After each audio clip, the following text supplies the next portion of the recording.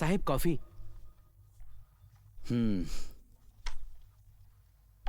बहुत ख्याल रखते हो तुम मेरा। रखना ही होगा साहब, आपकी वजह से अपने पत्रिका का रंग रूप कितना बदल गया। रंग, छपाई, फोटो कितनी अच्छी लगती है ना। मैं तो सिर्फ फोटो ही सेलेक्ट कर रहा हूं। आपके प्रेस फोटोग्राफर्स वो छाप के लाते हैं ना। पर साहब आप सिर्फ छाटते हैं तो इतना है, अगर आप फोटो निकालते तो।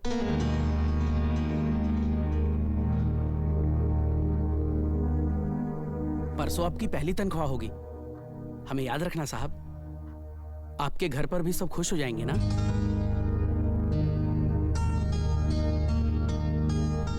अरे ये क्या, पहली तनख्वाह है, माता जी के चरणों में रखिए। क्यों? मैं उनका नहीं तुम्हारा कर्जदार हूं। मेरा आज तक का कर्जा किसने चुकाया? तुमने ना। ऐसे क्यों बोल रहे हैं? क्या हुआ? सच तो बोल रहा हूं मैं। क्या गलत बोला मैंने? 3 महीने में मकान खड़ा करना है हमें। हमेशा की तरह फालतू के पैसे अगर फोटोग्राफी में खर्च हो गए तो लोग क्या कहेंगे? एक छोटा सा कमरा लेने की भी औकात नहीं है, ऐसा बोल के ताना मारेंगे लोग। ओ साहब, कहां खो गए? वही सोच रहा था कि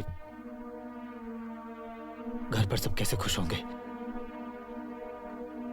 उन्हें मैं कैसे खुश रख सकता हूं। बाबा, स्कूल के मैदान में सेल लगी है, मैं वहां से अच्छा ठीक है, जरा सुनना। हाँ? विशाल आजकल बहुत नाराज रहता है। नहीं ऐसा नहीं है, नई नई नौकरी लगी है ना। पहले जैसा मेरे से वो बात भी नहीं करता। हाँ, वो रात को देर हो जाती है उनको। उसके अंदर के कलाकार की जो छटपटाहट है, क्या वो तुम लोगों को नजर नहीं आती? जल बिन जैसे मछली जी नहीं सकती, वैसे कला बिना कलाकार जी नहीं पाता। विशाल की मुझे फिक्र हो रही है। विशाल के मन की निराशा मुझसे देखे नहीं जाती। हाँ, लेकिन इस तरह कैसे चलेगा बाबा? अपनी पसंद नापसंद छोड़नी पड़ती है इंसान को। अपना घर, परिवार, बच्चों की जिम्मेदारियां, इन सब के लिए क्या हमेशा औरतें ही त्याग करेंगी? पुरुषों की कोई जिम्मेदारी नहीं? मैं सब समझ सकता हूँ, लेकिन क्या बाबा? अगर त्याग करना है तो वो खुशी के साथ हंस के क्यों नहीं करते? अपनी जिम्मेदारियां निभाते हुए जो वक्त मिलता है उसमें अपने शौक पूरे करने के लिए मना नहीं किया है बाबा, पर अपने शौक के लिए पूरे परिवार को तकलीफ क्यों देना?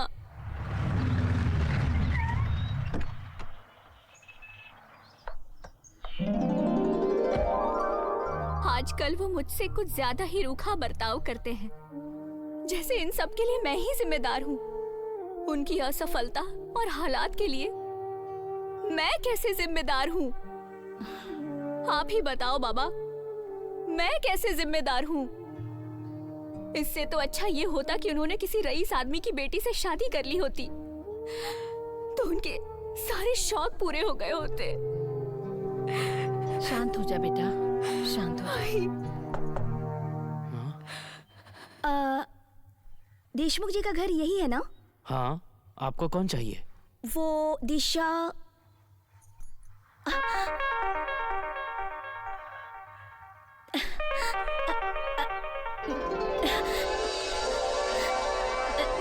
दिशा तू। दिशा। अलीशा, हाय। हाय। तू आखिर कब आई? I just came a week back, पर मेरा पिछला पूरा हफ्ता तेरा पता ढूंढने में निकल गया। चलो मैं तुम्हें सबसे मिलवाती हूँ। आई, ये मेरी खास कॉलेज की सहेली अलीशा। ये मेरी सासू माँ। नमस्ते आंटी। नमस्ते। और ये मेरे ससुर जी। नमस्ते अंकल जी। नमस्ते। अलीशा, मतलब जब हम पुलिस क्वार्टर में थे तब हमेशा जिसके फोन आते थे, क्या वो यही क्या? हाँ, यही है। हमारी शादी के 1 साल पहले ही ये शादी करके यूएस चली गई थी। Oh, but I am very angry with you. अरे तू इतने बड़े घर में शिफ्ट हुई और मुझे एड्रेस तक नहीं दिया। What's this? कोई कांटेक्ट ही नहीं है तेरा? हाँ, वो क्या हुआ ना, बताने वाली थी लेकिन फिर मैं। अरे तुम लोग खड़े खड़े बातें करोगे क्या? हाँ, जाओ जाकर बैठो, जाओ। हाँ sure, I will see you.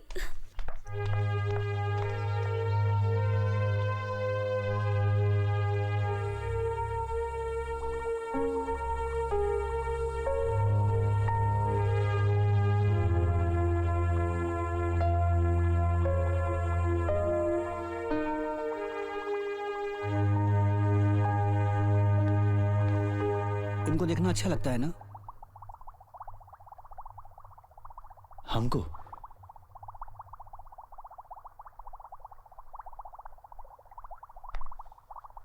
पर उन्हें कैसा लगता है? उन्हें घुटन हो रही है। उन्हें पूरी जिंदगी इसमें गुजारनी है।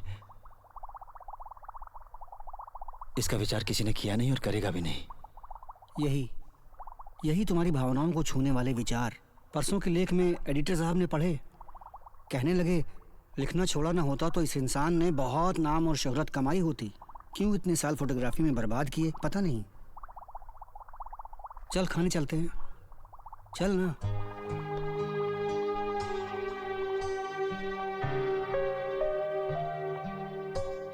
What's wrong with you? ये तूने अपना क्या हाल बना के रखा है? मुझे तो यकीन ही नहीं होता कि तू है best NCC cadet, gold medalist in rifle shooting, debate champion, और ये हालत। नौबत यहां तक आ गई है और तूने मुझे बताना भी जरूरी नहीं समझा दिशा। एनीवे, तेरे घर वाले कहां पर है? आई मीन आजकल तेरा भाई कहां है? भाई बहरीन में सेटल हो गया है। वो एक अमीर बिजनेसमैन की बेटी से शादी कर ली है। बहुत खुश है वो। मुझसे तो कब का रिश्ता तोड़ लिया उसने। आई बाबा जब तक थे मायका भी था, अब तो वो भी नहीं है। आई एम सो सॉरी यार। It's okay. मैं तेरा दिल नहीं दुखाना चाहती थी। I am sorry.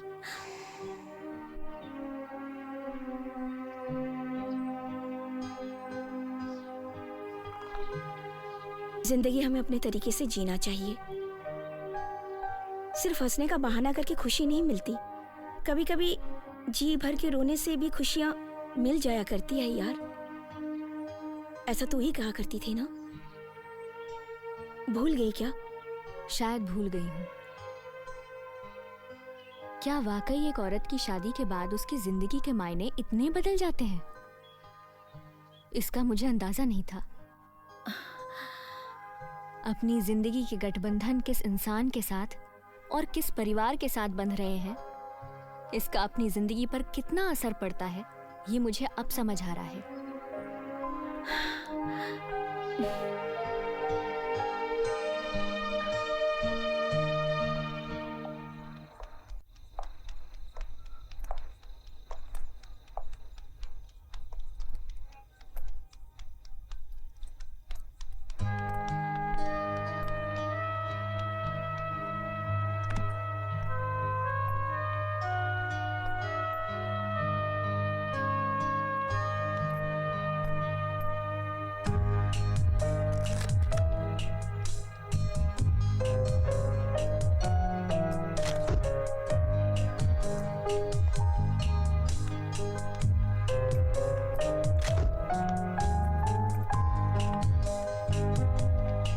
विशाल,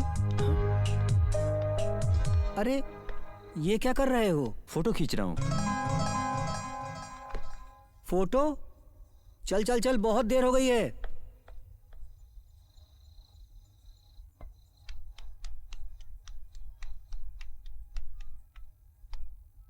चल सी यू। कुछ जरूरत हो तो मुझे बताना। पक्का। सोचती मत बैठ जाना, ओके? आती रहना प्लीज। या श्योर, मैं तुझे फोन करूंगी। हाँ। अच्छा अंकल जी, अच्छा आंटी दोबारा आना जी, चलती बेटा। हूँ। नमस्ते। अरे देखो मेरे पति आ गए। आइए आपको मिलवाती हूँ। ये मेरी सहेली अलीशा। हेलो। आपकी फोटोग्राफी के बारे में बहुत सुना है। आज पहली बार मिलना हो रहा है। Excuse me. अरे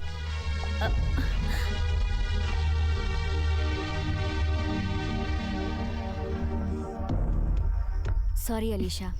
इट्स अरे उनके फोटो का टॉपिक निकालो ना, तो आजकल वो टाल देते हैं। अभी अभी नौकरी पर लगे हैं ना, वैसे मन के खिलाफ कर रहे हैं, पर एक बार पैसे का चस्का लग गया ना तो सब ठीक हो जाएगा। You think so? इतना आसान नहीं है ये सब। Anyway, see you, bye.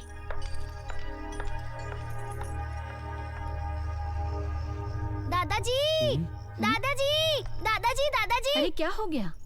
पापा बहुत चिल्ला रहे हैं और सारी फोटो फाड़कर फेंक रहे हैं। अरे ये आप क्या कर रहे हैं? छोड़िए। तुम जो चाहती हो वही कर रहा हूँ मैं। विशाल, मेरी फोटो फाड़ी थी ना उस दिन, फोटो फाड़ी थी ना।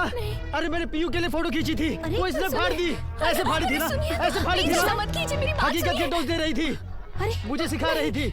अरे मैं वही कर रहा हूँ और कुछ नहीं। अरे पर तू फोटो क्यों फाड़ आपको रहा भी इसका एहसास हो इसीलिए कर रहा हूँ मैं। है? विशाल मत कर ऐसा। ये अच्छी फोटो है, ये अच्छी फोटो है ना। अरे अरे मैं अच्छी फोटो खींचता हूँ, ये तुम्हें भविष्य में कहने की जरूरत न पड़े, इसीलिए फोटो फाड़ रहा हूँ मैं, इसीलिए फाड़ रहा हूँ मैं, फाड़ रहा हूँ मैं।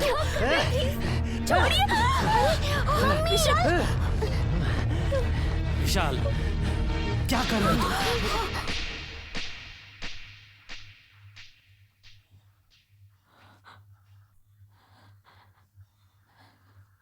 विशाल, दिमाग खराब हो गया है तुम्हारा? क्या किया तुमने ये?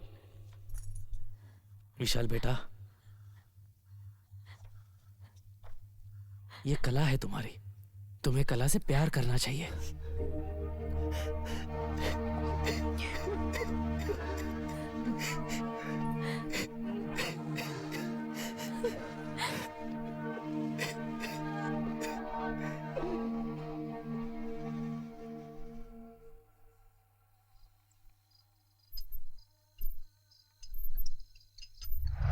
तो मैं क्या ये कर कह रही रही थी है? कि मैं डिस्टर्ब मत कर, मैं डिबेट कंपटीशन की प्रैक्टिस कर रही हूँ। ओके, कुछ बोलो मत, मुझे लिखने दो। अरे लिखने विखने से कुछ नहीं होगा। लिखोगी और फिर पढ़ोगी, ऐसा कैसा कंपटीशन? मैं तो वहाँ जाकर बिंदास खड़ी रहूंगी और बिना रोक टोक के अपने विचार रखूंगी। ये सभ्यता, शालीनता, ये सब एक स्त्री के शरीर से ही क्यों जोड़ के देखे जाते हैं हमेशा? और हमारे घर की औरतें, वो भी हमें इन्हीं बातों के लिए डराती रहती हैं हमेशा। क्यों पुरुषों में नहीं होती शालीनता और इज्जत? उनकी भी इज्जत की धज्जियां उड़ाई जा सकती हैं, लेकिन उसके लिए जरूरत है मजबूत इरादों की। तो बता, है हम में वो मजबूत इरादे? हैं क्या? बताओ मुझे, स्त्रियों के हैं क्या मजबूत इरादे? अरे अरे नहीं दिशा, अरे ओ Disha. Disha, I hate you, I hate you, I hate you, I hate you. Okay. अरे ऐसे ही भीगी बिल्ली बनकर रहोगी क्या जिंदगी भर? हाँ, मुझे कुछ हो जाता तो? डोंट वरी, गाड़ी तुम्हारी, चाबी तुम्हारी, पर तुम्हारे बाबा चलाने किसे देते हैं? मुझे। Why you know? Because listen, D for Disha and D for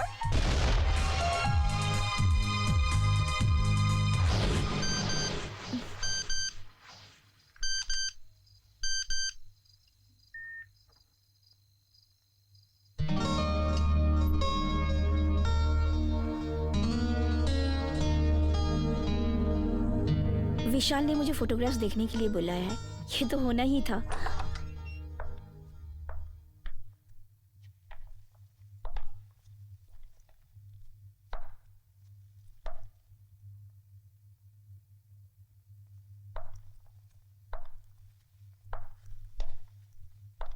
wow, superb.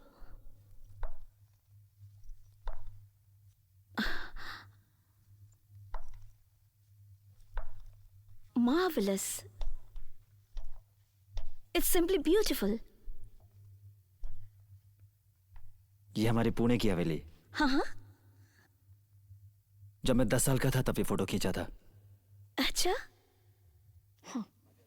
मेरी जिंदगी की पहली तस्वीर। मेरे पापा ने कैमरा खरीद कर दिया था मुझे। लगता नहीं कि ये तुम्हारा पहला फोटोग्राफी है, पर इतने सुंदर आर्ट पीसेस इतने छोटे से कमरे में क्यों रखा हुआ है? अपने फोटोग्राफर की तकदीर चमकने की राह देख रहे हैं। आपकी नई नौकरी से आपकी तकदीर चमक जाएगी क्या? दिशा ने मुझे बताया आपके नई नौकरी के बारे में। फिर इसके लिए आपने दिशा को बधाई दी कि नहीं? वक्त मिलता है आपको नौकरी संभालने के बाद फोटोग्राफी संभालना?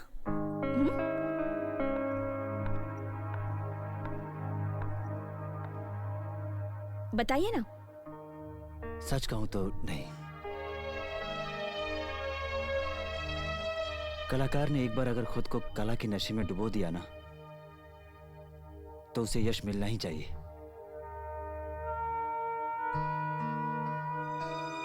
और अगर उस कलाकार को यश नहीं मिल पाता, तो उसके परिवार की जिम्मेदारियां उसका गला घोट देती हैं। इसमें से बाहर निकलने का सिर्फ एक ही रास्ता है। कला आपका गला घोटे उसके पहले आप ही आपके अंदर की कला का गला घोट दें।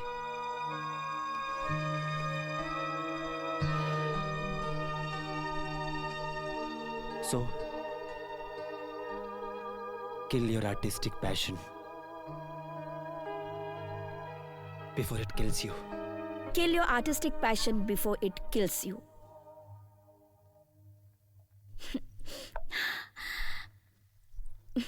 कितना आसान है ना ये। तो आपने फोटोग्राफी से अलग होने में इतना वक्त क्यों लगाया? 9 साल हो गए विशाल।